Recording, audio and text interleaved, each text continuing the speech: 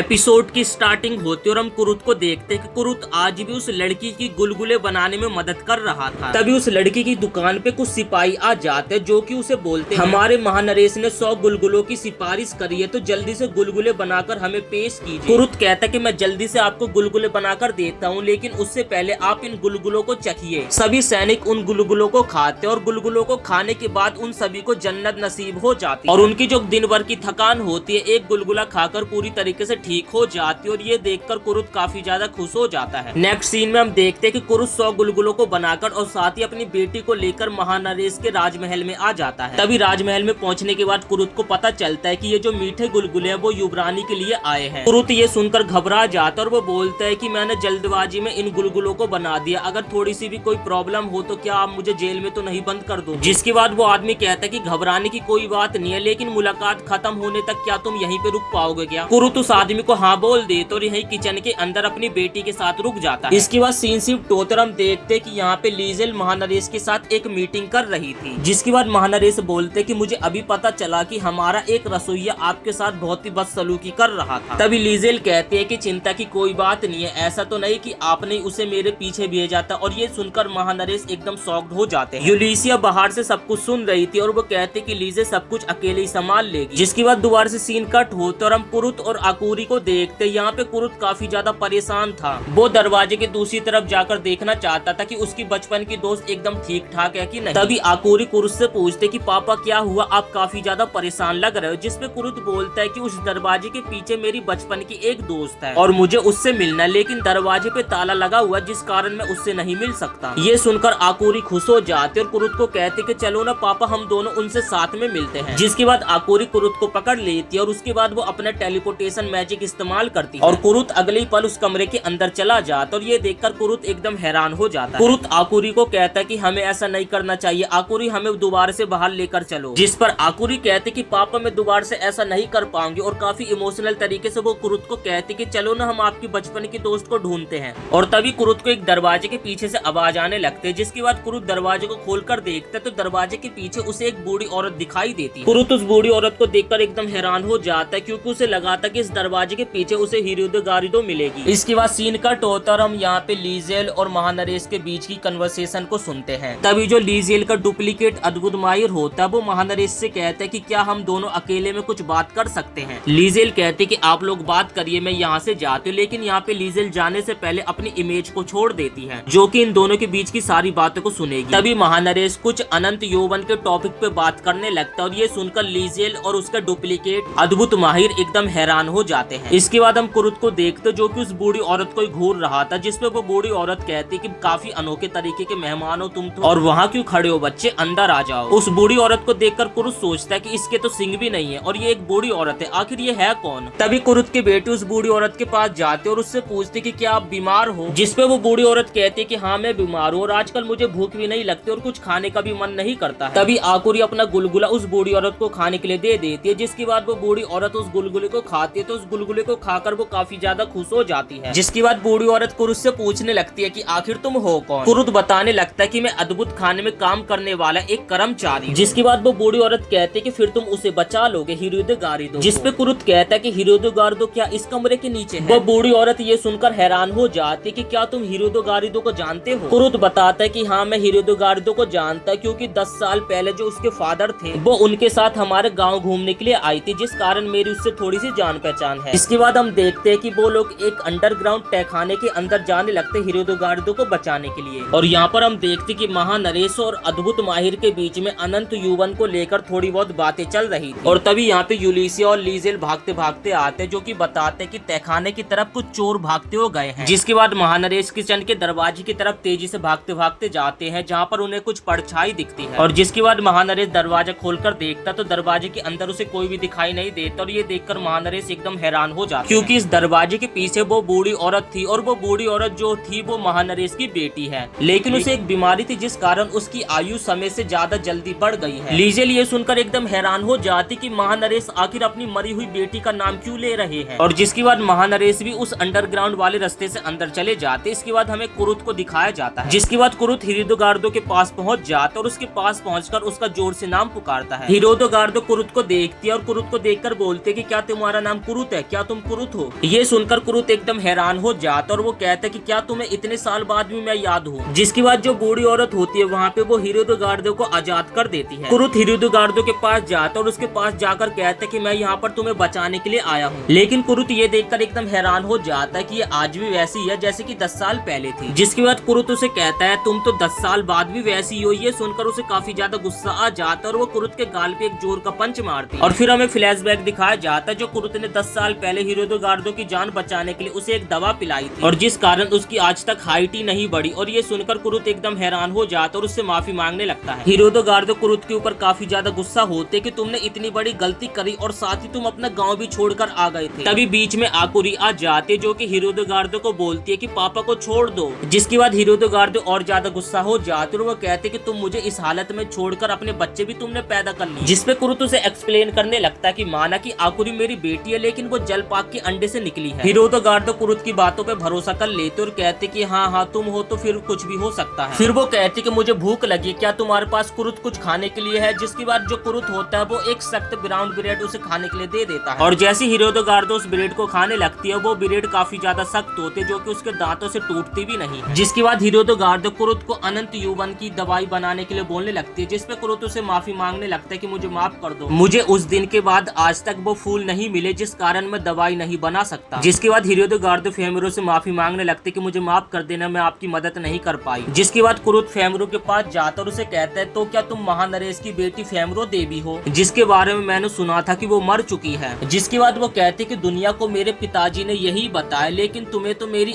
असली एज पता चल गई है ना, तो तुम्हें तो कुछ समझाने की कोई भी जरूरत नहीं है। और ये सुनकर कुरुत एकदम हैरान हो जाता है कि यहाँ तो मुझे कुछ भी समझ नहीं आया है। जिसके बाद यहाँ पे कुरुत सोचने लगता है कि महानरेश अपनी बेटी को दिन पे दिन बुढ़ाता हुआ देखकर। जिसके बाद उन्होंने हिरुदगार्दो को बंदी बना लिया और साथ ही ये यौवन की दवा। आखिर महानरेश करना क्या चाहते हैं? इसके बाद कुरुत एक और फ्लैशबैक सोचने लगता है साकुरा बालों का जो कि बोल रहे थे कि आखिर महानरेश का हिरुदगार्दो को बंदी बनाने का मेन मकसद क्या। तभी वहाँ पे महानरेश आ जाता है जो कि अपनी बेटी फेमरो को एकदम सही सलामत देखकर काफी ज्यादा खुश होता है। कुरुत को देखकर महानरेश बोलने लगते क्या तू वही चोर है जो कि मेरी बेटी को यहाँ पर लेकर आया है? जिसपे कुरुत बोलने लगते है अरे मैं कोई चोर वोर नहीं हूँ लेकिन मैं तुमसे एक सवाल पूछना चाहता हूँ। तभी यहाँ पे कुरुत ऊट पटांग बातें बोलने लगता है जो कि हमेशा से वो करता है। कुरुत कहते कि आपने अपनी सगी बेटी को बिल्कुल भी प्यार नहीं किया, उसकी जगह आप हिरुदगार्दो को एक सगी बेटी की तरह प्यार करने लगे और आपकी बेटी बुढ़ाने लगी जिस कारण आपने सभी के सामने उसकी मौत का ऐलान कर दिया। इस सीन में कुरुत काफी उल्टी सीधी बातें बोलने लगता है। ये सुनकर मुझे भी हंसी आने लगती है जो उन लोगों को कुछ भी समझ नहीं आ रहा। जिसके बाद कुरुत को शांत करने के लिए हिरुदगार्दो कुरुत को एक जोर का झटका मारते जिससे जो कुरुत होता है एक जगह पे पैरालाइज हो जाता है। जिसके बाद हिरुदगार्दो फीमेल को बोलती कि एक बार तुम और सोच लो इस बारे में। जिसके बाद फीमेल कहती कि हाँ मैं एकदम श्योर हूँ, तुम मेरे पिता को जान से मार दो। और इसी के साथ ये एपिसोड यहीं पे समाप्त हो जाता है। सो आई होप बडी इस वीडियो पसंद आए तो वीडियो को एक लाइक करके चैनल को भी सब्सक्राइब जरूर से कर देना।